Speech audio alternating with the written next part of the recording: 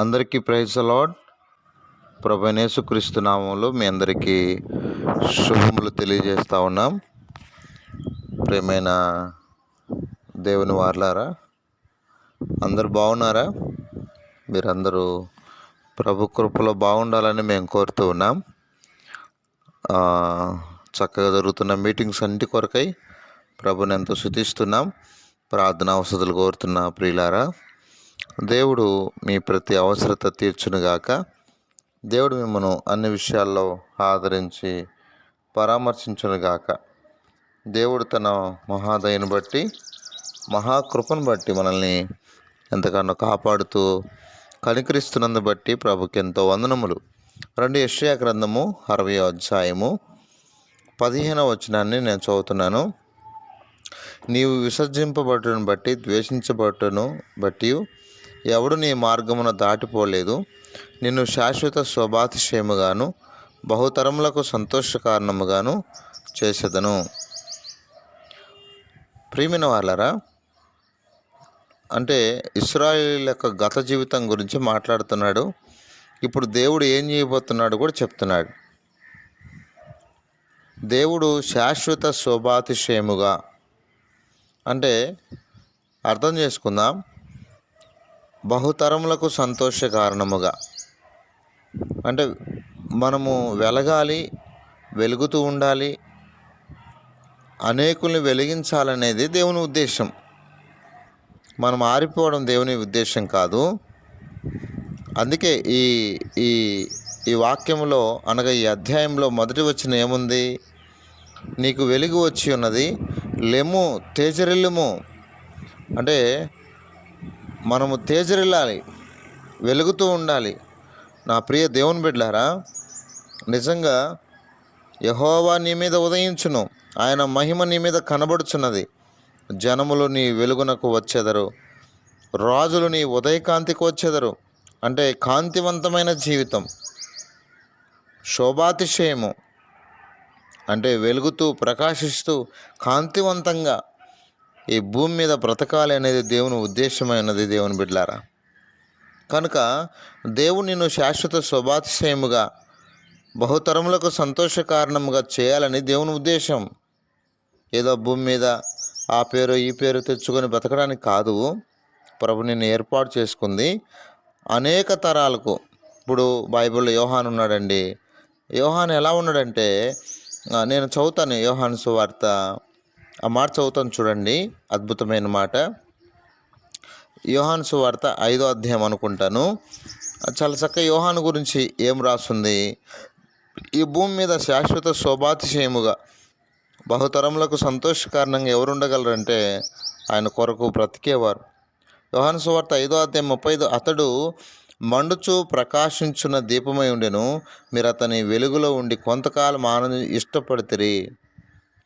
కాబట్టి అనేకులు మన యొద్దకు రాగలిగేటువంటి స్థితిలో మనం ఉండాలి. అనేకులు మన వెలుగునొద్దకు రావడానికి ఇష్టపడాలి. అందుకే దానియేలు గ్రంథం 12వ అధ్యాయంలో, దానియేలు గ్రంథము 12వ అధ్యాయంలో ఈరోజు అనేకులు ఇలా తయారు కావాలి అనేది దేవుని ఉద్దేశం. 12వ అధ్యాయము ప్రభు నిన్ను శాశ్వత శోభాతిశయముగా 12వ అధ్యాయం 3వ వచనం, బుద్ధిమంతులైతే ఆకాశ మండలం జ్యోతులను పోలిన వారే ప్రకాశించెదరు. కాబట్టి ఈరోజు నువ్వు బుద్ధిమంతులైతే ప్రకాశిస్తూ ఉంటావు. నీతి మార్గం అనేకులు నడిపించడానికి, త్రిప్పడానికి ఒక నక్షత్రం వల్ల నిరంతరం గుర్తుపెట్టుకోండి, నక్షత్రం వల్ల నిరంతరం ప్రకాశించెదరు. ఈ భూమి మీద మనము ఎందుకు ఉండాలని దేవుడు కోరుతున్నాడంటే ప్రకాశించడానికండి. సూర్యచంద్ర నక్షత్రాలను కాదు. ఈరోజు నువ్వు నేనే సూర్యచంద్ర నక్షత్రం వలె ప్రకాశించాలని దేవుని ఉద్దేశమై ఉన్నది. అర్థమైందా నా ప్రియ సహోదరులారా? అవును, మండుచు ప్రకాశించున్న దీపముగా మనము బైబిల్ గ్రంథంలో యోహాను చూస్తాం. మండుచు ప్రకాశించున్న దీపముగా దానియేలును చూస్తాం. హనన్య మిషాయేలు అజర్యాలను చూస్తాం. ఎస్తేరును చూస్తాం. దావీదును చూస్తాం. ఇలా బైబిల్ గ్రంథంలో అనేకుల్ని ప్రభు వైపు త్రిప్పడానికి అపోస్తలను చూస్తాం. అపోస్తలులు కూడా ఎంతగా వారు ఆ, రండి మత్తయి సువార్త ఎంత చక్కగా దేవుని కొరకు పనిచేశారో, క్షమించండి, అపోస్తల కార్యాలు దేవుని కొరకు ఎంత చక్కగా వారు పనిచేశారో ఈ లేఖనాలను బట్టి మనకు ఎంతో అర్థమవుతుంది. 4వ అధ్యాయం 2వ అధ్యాయం 41వ వచనం, కాబట్టి అతని వాక్యం అంగీకరించిన వారు బాప్తిసం పొందిరి. ఆ దిన ముందు ఇంచుమించు 3,000 మంది చేర్చబడ్డారు. వారు ఎలా ఉన్నారంటే, వారు బోధించడమే కాదు, వారి జీవితం ఎంత అద్భుతంగా మారిపోతూ వచ్చింది. పునరుద్ధానం తర్వాత వారి జీవితంలో అద్భుతమైన మార్పులు కలుగుతూ వచ్చాయి. సంఘంలోకి అనేక ఆత్మలను దేవుని సంఘంలోకి తేవడానికి వారు నక్షత్రం వలె ప్రకాశిస్తూ ఉన్నారు.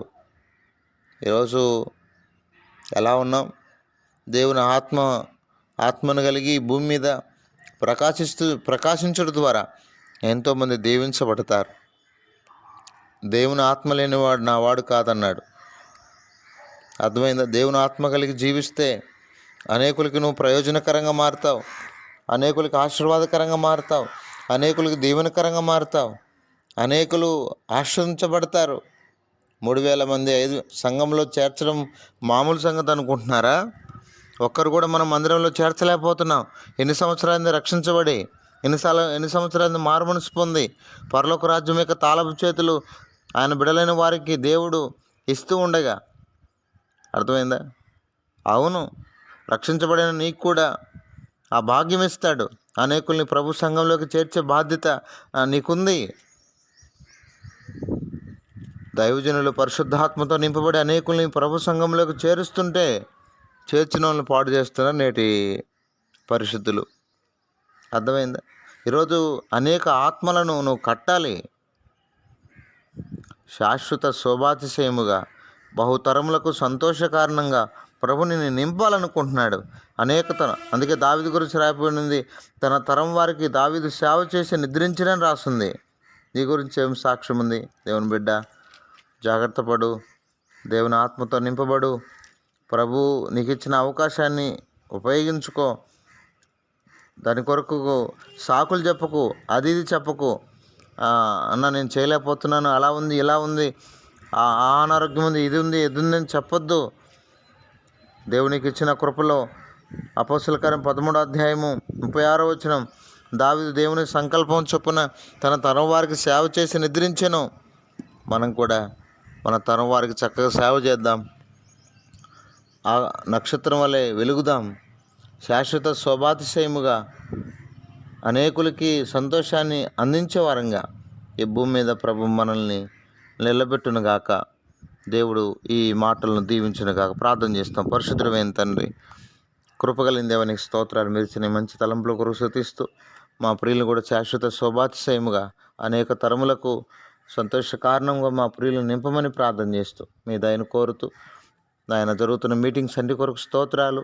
యవనస్తులను కూడా ఆత్మీయంగా కట్టండి, అనేకులను అలా సిద్ధపరచండి. శాశ్వత శోభాతిశయముగా ఆయన ప్రకాశించేవారుగా, నా ప్రభువా వెలుగుతూ ఉండేవారుగా మా ప్రియులు నింపమని ప్రార్థన చేస్తూ అనేకులు కూడా అనేక దూర ప్రాంతాల నుంచి ప్రార్థన అవసరాలు కోరుతున్నారు. వారి ప్రతి అవసరత అక్కడ తీర్చి మీరే మహిమ పొందమని యేసు పరిశుద్ధ నామములో ప్రార్థన చేసేది వేడుకుంటున్నాం తండ్రి. ఆమేన్.